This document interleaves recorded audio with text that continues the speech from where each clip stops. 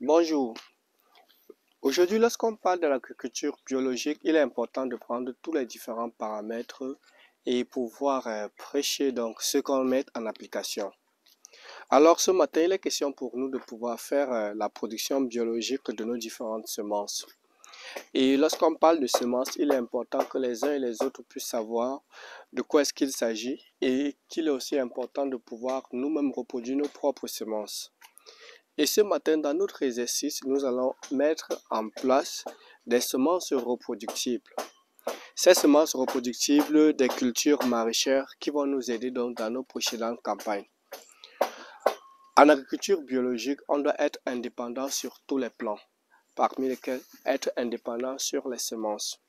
Alors ce matin, nous allons donc faire cette vidéo et dans cette vidéo, il serait question pour nous maintenant de vous montrer comment est-ce que nous allons faire nos pépinières de cultures maraîchères.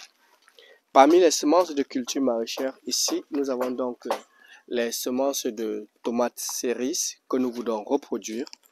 Et puis ici, là, nous avons des tomates paysannes locales que nous voulons reproduire. Il y a des tomates rondes de forêt paysannes que nous voulons reproduire. Et en plus de ça, nous avons aussi d'autres spéculations que nous voulons mettre en place.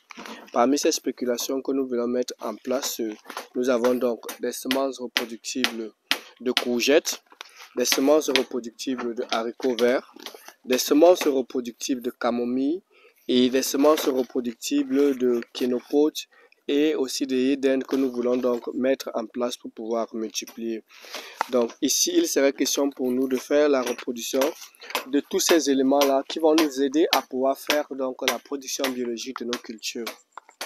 Alors pour mener à bien cela, qu'est-ce que nous avons donc préparé? La première des choses, nous avons nos alvéoles. Ici, de dimension de 40 cm de profondeur et puis d'un diamètre donc de 20. Et nous avons donc au total 32. Et dans ces alvéoles, nous allons mettre nos différents constituants. Et de quoi constituent les constituants avec lesquels nous allons faire notre reproduction? Nous avons de la terre noire que nous allons donc mettre. Nous avons du charbon. Dans l'une de nos précédentes vidéos, on vous a parlé donc du rôle du charbon pour éviter les fontes de semis.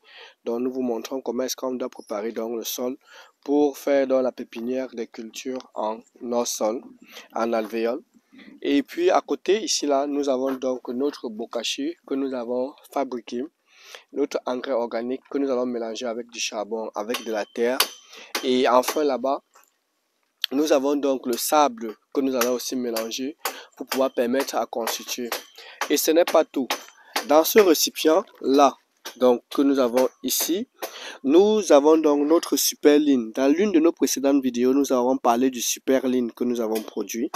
Et nous allons donc utiliser ces micro-organismes-là pour fabriquer nos différents substrats que nous allons utiliser. Et ces micro-organismes-là vont agir pour le développement de nos différentes cultures. Donc, l'une des premières étapes, c'est de pouvoir fabriquer donc nos différents engrais organiques, mélanger donc le substrat. Et dans nos précédentes vidéos, nous allons vous montrer comment est-ce que nous mélangeons le substrat et mettons les solutions en place. Merci.